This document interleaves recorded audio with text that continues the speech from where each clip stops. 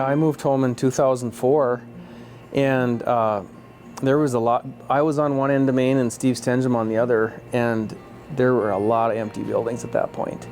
And so Denton Zubke and Dale Patton, EDC, County Commission, Gene Veeder from Tourism Economic Development. I mean, that was what they talked about at the EDC meetings, was how are we going to get these buildings full. Gene and I, we spent, well, even prior to that, one day, I don't remember if he talked about it or not, but he and I think we drove down Main Street and we counted from basically here to S&S Motors, I think it was 18 empty buildings or vacant lots. I remember sitting down with the leaders. I remember it like we were in severe decline, and Ron Anderson was part of that process. Dale Patton was, and I was. We said, we're going to have to do something very drastic, and that started our Main Street development program. We poured a lot of money into making sure that our Main Street hadn't died completely, and it was controversial. And we kind of cruised along, you know. We were a county of about 4,500 people. Watford City, I think, was, I don't know, 1,500, something like that. But the county total was 4,500. So we didn't have very large budgets, and we just kind of cruised along. And then it started to get, 2006, 7 is when it kind of really, stuff started hitting the fan. I think one of the things that set us apart here in McKenzie County, Watford City, is that before the boom came and before the real opportunity came, we already had visionary leadership here. So most of our efforts during that period of time were collaborative. Being a fairly small community, we just had to put everybody together and prepare for what was kind of on the horizon for this massive growth. We didn't see the massive growth coming at that time. I can't remember always the exact time frames when that happened, but it set the stage for collaborations that got us to a pretty good place when we had this massive influx of people and dollars and those type of things. 2006, I jumped on the city council. Our issues were neighbors building the patio too close to my property line, and neighbors' dogs running loose. Let's do something about it. You know, I mean, it was typical small town city council stuff, right? A typical city council meeting in 2006 was fairly vanilla, not a whole lot going on. I think it was around 2006 when, mid-2000s anyway, it had hit over in Montana, the development, and we were sitting there watching that. And then it moved over to Montreal County. It kind of skipped right over McKenzie County and got very busy over there. And if you looked west and then you looked east and you said, well, we're right in the middle, so there's probably going to be something happening here as well. And it did. There was I think around 2006 or 2007, oil went to $140 a barrel. And then it went down to $40 a barrel. And the brakes got slammed on, really quick. For a little while, and then it got busy again, and then 2010 it hit pretty heavy here. There were rumblings of a lot of oil activity heading our direction. There was seismic activity going on. There were other things that were kind of creating a buzz around town that something was happening, but I don't think anybody had any idea of what and to what magnitude things were going to change. Level of interest in the community at the time was beyond really what anybody could have anticipated. And fortunately, we had some people on the state side, and Lynn Helms was one of them, and his people were one of them saying, it's coming. The Bakken horizontal drilling and fracking came into Stanley with a vengeance, and Stanley started really having impacts. And then Williston, of course, started getting really busy, and the decisions were, who's gonna take the brunt of this activity? Is going to be Minot or Dickinson, because nobody'd ever want to come to Watford City that's out in the middle of nowhere. And we're sitting there saying, you know what, we're open for business, and we're the center of this formation, we're the bottom of the basin, there's the most oil here, so it's going to come our way. Well, I tell you what, by 2010, it came with a vengeance.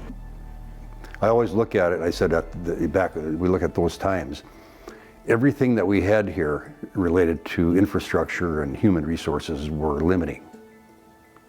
We didn't have enough of anything to deal with what was happening.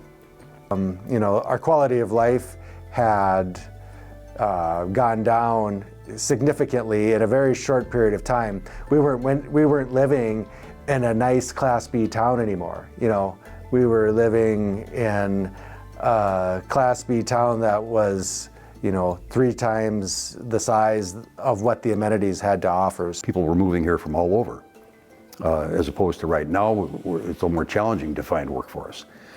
But they came here, and as soon as they got here, they were living in tents and under bridges. And I remember the driving down by the elevator, and there was a tent in a yard there, and you drive by in the evening, and this guy must have had a 60-inch big screen TV in there, because you could see it through the wall of the tent, the light from the TV. What do we do if population starts moving this way? How do we grow in a smart way? And it turned out to be a $100 million plus type plan of basically taking a 1 mile square, a 1,500 person type population community that had been that way for a long time, and then how do you facilitate for 3,000 people, for 6,000 people, for 10,000 people, and what does that look like and how much money? And the plan was staggering, but we found out we're going to have to grow smart. Brett and I and Gene did a lot of dog and pony shows with busloads of legislators and just busloads of other type of leaders from across the state. And we opened a lot of eyes that way. What we were trying to do is explain to them that there's all this tax revenue being generated from oil production taxes now. There's all this sales tax being generated. The state is reaping a lot of benefit from this, but the way that the dollars are rolled back to the communities is not a direct correlation by any means. And so we just had to go and tell the story of keep some of that revenue here, we'll reinvest it, and we'll make you look good. This is something where we will grow it, and you'll be proud of what happens. The revenues that this area generated, and the leadership 20 years ago or 15 years ago to get to Bismarck and claim some portion of that revenue back to our communities, to build roads and to even build recreational facilities, all those kind of things. It was a real stretch, if you remember. It was a real stretch. People saying, you're taking our money and you're putting it in a rec center? Today, most people would say that was a wise investment. What we had to do, we had funding available.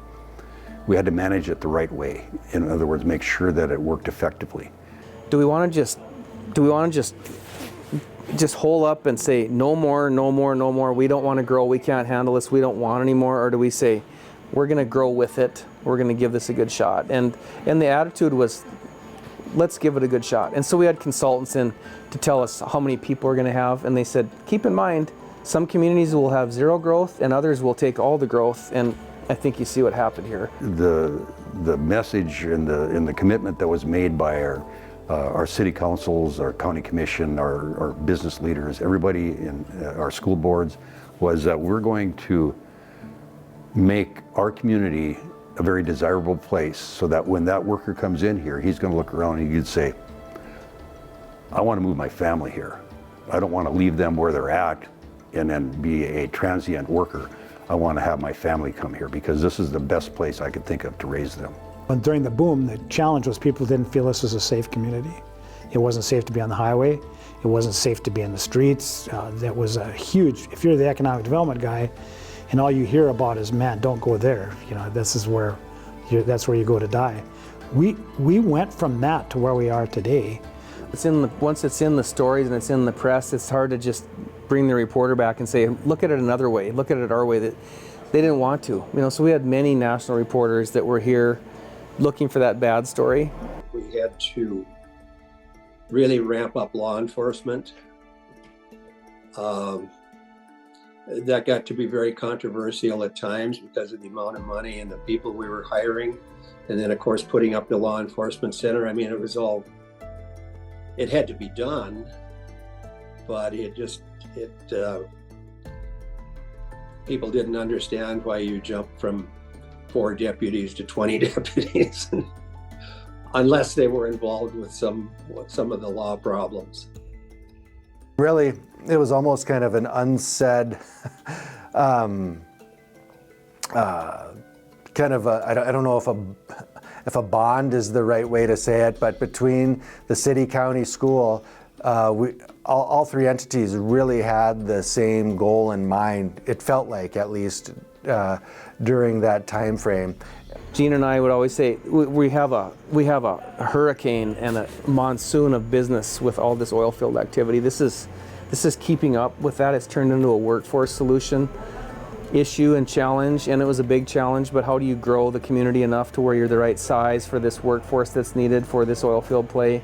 And what does it look like for the trailing spouse and the kids to want to move to your town? The Rough Rider Center, again, that was a project that involved, of course, the school and the county also. And when the school got to a point of needing to expand into a standalone high school, they went to their bonding, and they realized that the tax base was so small that they could really only bond enough for the basics, which included the academic building and kind of a small gymnasium that would be included in that. Well, we talked about it at the city level and with the school, and it wasn't reasonable to ask what's going to be a Class A school to have Class B facilities that are, 40 years old, 60 years old in some case. We went to the voters to build the Rough Rider Center and the hospital. And same time. It was the same election, Yep. And at the same time, similar time frame, the school's going to the voters for a bond referendum for the high school. The community we're not going to be satisfied with this temporary lifestyle that showed up first. We want to make it a permanent, high-growth community. The school comes in first, and it was 91% or 92% yes. Okay, you can't get people to vote 92%. There's the sun in the sky. The sky's blue. The city residents have stepped up every time there has been a vote like this in front of them, and each time it is to raise our own taxes that we pay here. You had the younger families saying, we need this activity center. It was 87% yes for a yes vote from the Rough Rider Fund for the increased sales tax and to build the Rough Rider building and to build a hospital. This is the type of place now that I can move my family, and we have fun, we have opportunity, we have peers. That wasn't something that existed back when I was growing up here. There was almost nobody in town between the ages of 18 and 35, and today that's our #1 demographic. I didn't usually get oh yeah, kumbaya, way to go, that's a good one. It was usually it was hard. Growing was hard. Growth was hard, and it was fast. We had to be attractive for families in order to achieve what we've done. And that in turn has provided the revenue that's made. Well over 50% of the income for the state is coming from Western North Dakota oil country. And at one time about 20%, I think, or 22% was out of McKenzie County.